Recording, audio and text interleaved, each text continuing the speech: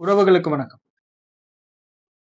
தமிழக சட்டப்பேரவைக்கான 17வது சட்டமன்ற தேர்தல் ஏப்ரல் மாசம் 23ஆம் தேதி வாக்கு எண்ணிக்கை மிக சிறப்பா நடந்து முடிஞ்சு, அதன் தொடர்ச்சியா நேத்து வாக்கு எண்ணிக்கையும் மிக சிறப்பா அமைதியா தமிழகத்துல எந்த ஒரு கலவரமும் ஆர்ப்பாட்டமும் இல்லாம நடந்து முடிஞ்சது.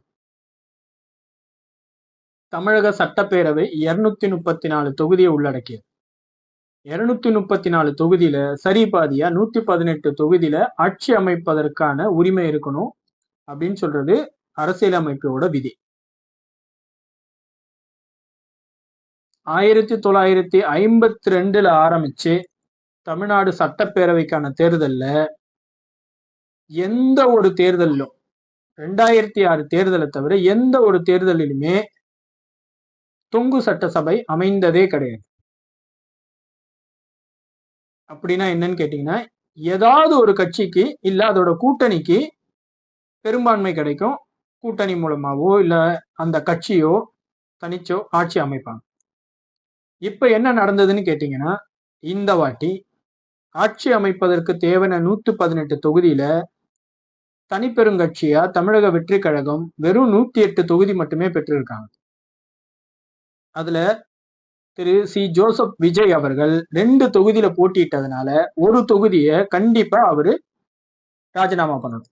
அப்போ அவர் வசமில் மற்றும் அவரோட கட்சியோட வசமா இருக்கிறது 107 தொகுதி. இந்த 107 தொகுதியில சபாநாயகருக்கான ஒரு சீட்டு போயிடும்.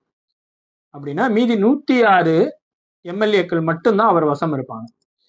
106 எம்எல்ஏக்களை வச்சு பெரும்பான்மைக்கு தேவையான 118 எப்படி நிரூபிக்க போறாருன்னு நமக்கு தெரியல. 2வது இடத்துல திராவிட முன்னேற்ற கழகம் அதன் கூட்டணியோட 73 தொகுதியை பெற்றிருக்காங்க. அதுல திராவிட முன்னேற்ற கழகம் நாங்க எதிர்கட்சியாக தான் செயல்பட போறோம்னு அறிவிச்சிட்டாங்க. உதயநிதி ஸ்டாலினோ அல்லது செந்தில் பாலாஜி அவர்களோ எதிர்கட்சி தலைவரா செயல்படுவாங்கன்னு இப்ப வரைக்கும் ஒரு பேச்சு அடிபட்டு, அது அறிவாலயம் முடிவு பண்ணிக்கணும்னு வச்சு. 3வது கூட்டணியோட 53 தொகுதியும் தனிப்பெரும்பான்மையோட 47 தொகுதியுமே அண்ணா திராவிட முன்னேற்ற கழக கூட்டணி ஐயா எடப்பாடி பழனிசாமி அவர்கள் தலைமையில வச்சிருக்காங்க. நாம் தமிழர் கட்சி எந்த ஒரு தொகுதியிலும் வெற்றி பெறல, அதனால அவங்க விட்டோம். இப்போ 3 கட்சி மட்டும்தான் மிக பெரும்பான்மையோட பலத்தோட எம்எல்ஏக்களை வச்சிருக்கிற கட்சி. இதுல யாரோட கூட்டணி அமைச்சு ஆட்சி அமைக்கலாம் அப்படின்னு தமிழக வெற்றி கழக தலைவர் சி ஜோசப் விஜய் அவர்கள் ஆலோசிச்சுட்டு இருக்காருதா ஒரு தகவல் வந்துட்டு இருக்கு. தமிழகத்துல 3வதா ஒரு கட்சிக்கு தனிச்சு நின்ன ஒரு கட்சிக்கு இந்த அளவுக்கு வாக்கு சதவீதம் அளிச்சது தமிழக வரலாற்றிலே இதுதான் முதல் முறை. அப்படி இருக்க தமிழக மக்கள் உங்களை நம்பி நீங்க தனிச்சு நிக்கிறீங்க, அண்ணா திராவிட முன்னேற்ற கழகமும் வேணாம் திராவிட முன்னேற்ற கழகமும் வேணாம் அப்படின்னு சொல்லி நீங்க தனிச்சு நின்னதுனால மட்டும்தான் இந்த வாக்கு சதவீதம் வந்திருக்குன்றது என்னோட அடிப்படை நம்பிக்கை.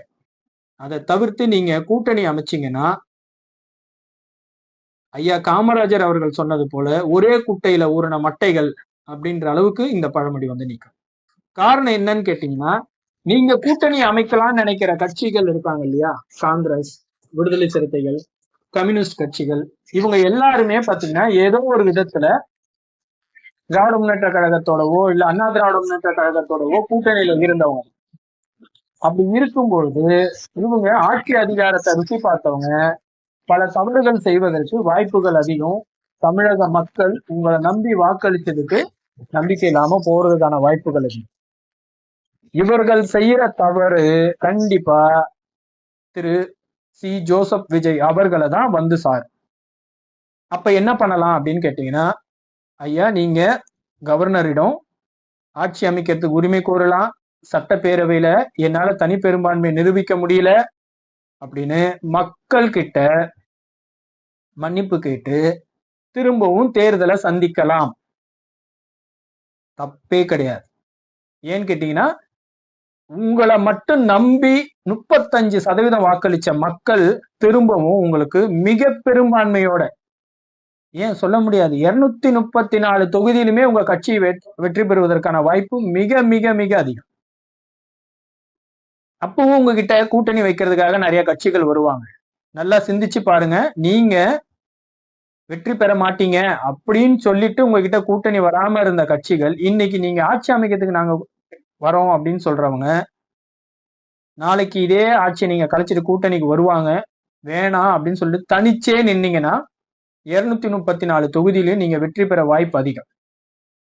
தமிழகத்துக்கு தேர்தலை சந்திக்கிறது ஒண்ணும் ஒரு பெரிய விஷயம் கிடையாது. ஆனா நீங்க திரும்பவும் இந்த கட்சிகளோட கூட்டணி அமைச்சு நீங்க ஆட்சிக்கு வந்தீங்கன்னா ஆட்சிக்குல எதிர்க்க முடியுமா அப்படின்றது சந்தேகம்தான். ஏன்னா உங்ககிட்ட இப்ப இருக்கிறது வெறும் 106 தொகுதி, 106 எம்எல்ஏக்கள் மட்டும்தான். நீங்க நினைக்கிற காங்கிரஸ் கிட்ட இருக்கிற எம்எல்ஏக்கள் 5, விடுதலை சிறுத்தைகள் 2, இந்திய கம்யூனிஸ்ட் 4.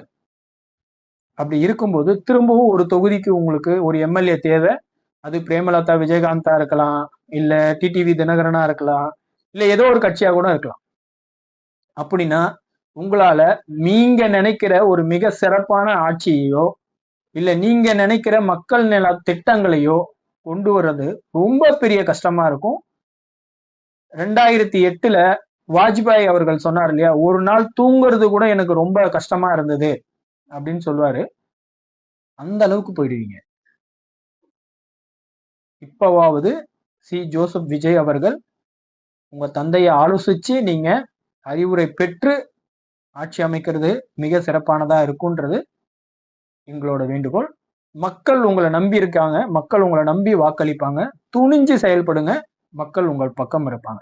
அதுதான் பெரும்பான்மையான மாற்றம். இன்று மேற்கு வங்கத்துல பெற்றிருக்காங்க இல்லையா, அதுதான் மக்கள் முழுமையா பாரதிய ஜனதா கட்சியை நம்பி மேற்கு வங்கத்துல 210 தொகுதி கொடுத்திருக்காங்க. அதுதான் உண்மையான மாற்றம். நீங்க மக்களை நம்பி மக்கள் கிட்ட போய் பேசுங்க. திரும்பவும் உங்களுக்கு ஆட்சி அமைக்க அறுதி பெரும்பான்மை கிடைக்கும். நன்றி.